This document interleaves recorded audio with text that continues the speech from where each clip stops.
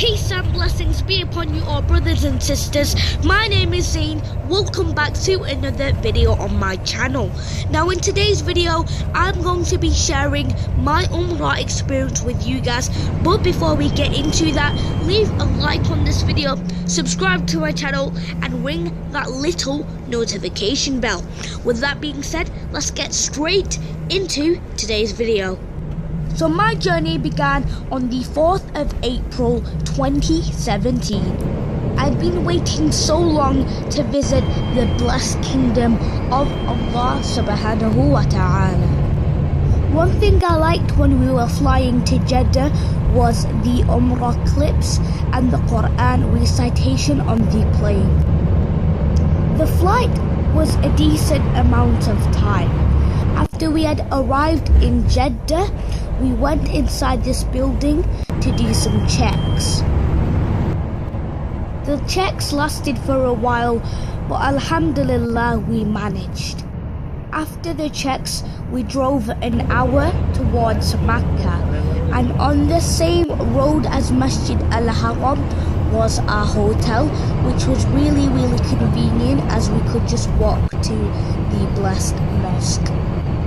Shortly after going to the hotel, we walked upon a path leading to Masjid al-Haram.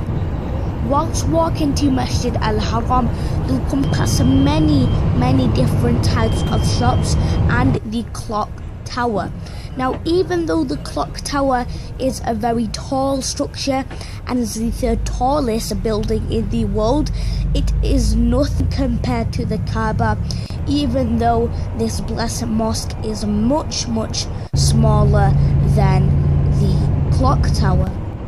Once we arrived at this mosque, we went through the hallway and it was full of chandeliers.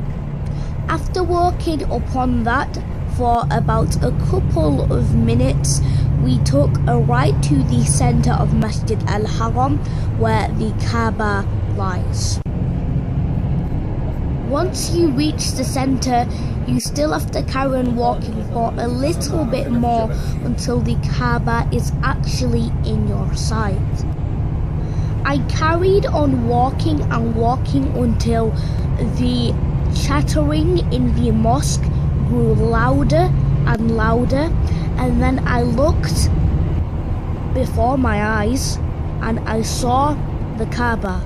Words cannot describe how I felt when I saw the Kaaba. I was lost for words. I was spellbound. I froze on the quartz tiles for a moment, motionless, making dua to Allah that I had actually made it this far.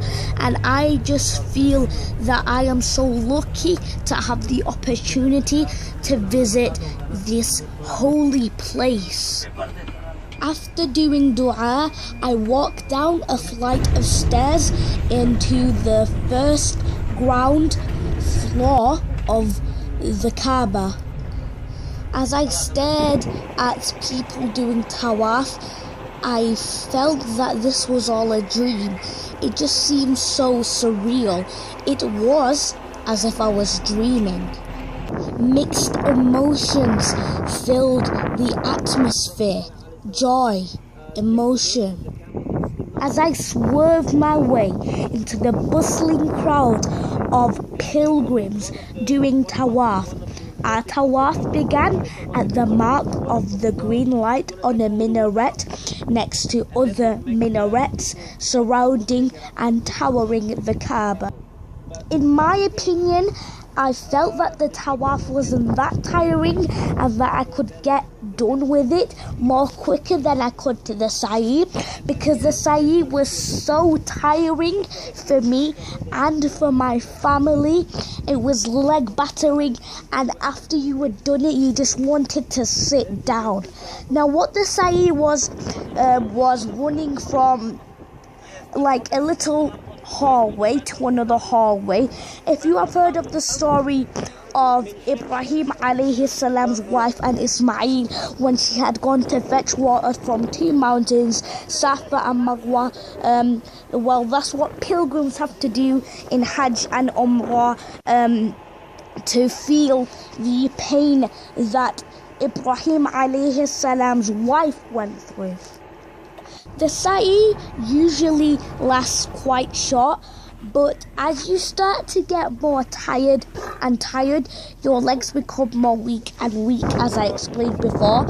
So it lasted about an hour for me and my family, but it was worth it because we were doing it for the sake of Allah subhanahu wa ta'ala and to please Him. Sadly, that was the last time of that day that we would spend doing our Umrah in Masjid Al-Haram. The next thing that me, my brother, my father and my grandfather had to do, but not my sister and my mother, we had to go to the barbers on the same road as our hotel and get our hair shaved. This was very, very exciting. The day started to come to an end, but it was almost a new day. And so we decided to go to Masjid Al-Haram to pray our Fajr. But before it was Fajr, I almost fell asleep due to how tired as I was. But luckily I managed to pray Fajr. But after that, my legs turned into jelly as I was completely worn out. In fact, my brother, my father and my grandfather actually had to drag me back to the hotel. A few hours later, I woke up to pray my first Dhuhr Salah in Saudi Arabia. After that, it was extremely hot and the sprinklers started to spray water on us because there are sprinklers next to the mosque to spray water when it is really, really hot, as I mentioned before. My grandfather and my father had went to go and buy something from the local supermarket, and it was just me, my brother and my sister. As we were walking from a slush palace, kind of slush slop, near our hotel, there was a bus, and inside the bus there were two people who looked like my parents. Now, I went into the bus and thought that the people who look like my mother and father were my mother and father before my brother shouted at me to come back, and that's when I was really, really embarrassed. But that's the moment that I will always remember. These are moments you should perish. These are moments you should remember. Days flew by and it eventually became a Friday. Not any Friday, not any Jummah, but a very special Jummah. Now, the reason why this was very special is because not only it was our first Jummah in Makkah and in Saudi Arabia, but it was because it was led by a very, very famous sheikh. And when I heard him salam everyone in the mosque, I was completely dazzled to hear his voice, to find out that he was in Saudi Arabia when I was. I mean, subhanallah, that is absolutely amazing. Now, this sheikh was actually Sheikh Sudais, and I really, really enjoyed it when he led Salahs.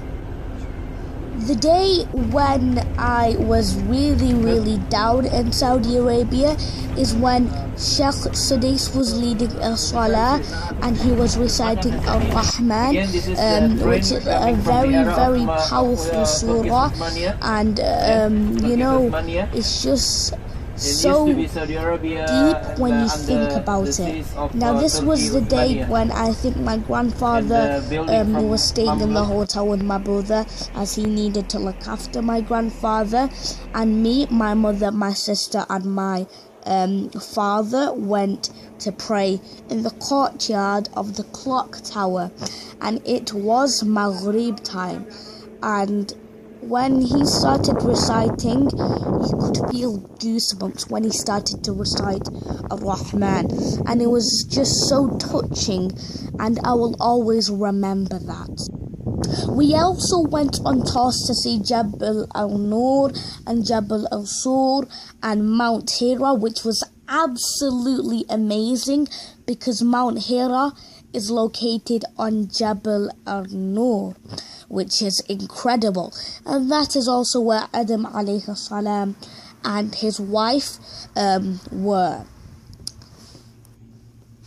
But yeah, that pretty much wraps our first part of my Umrah experience. I hope you enjoyed this video.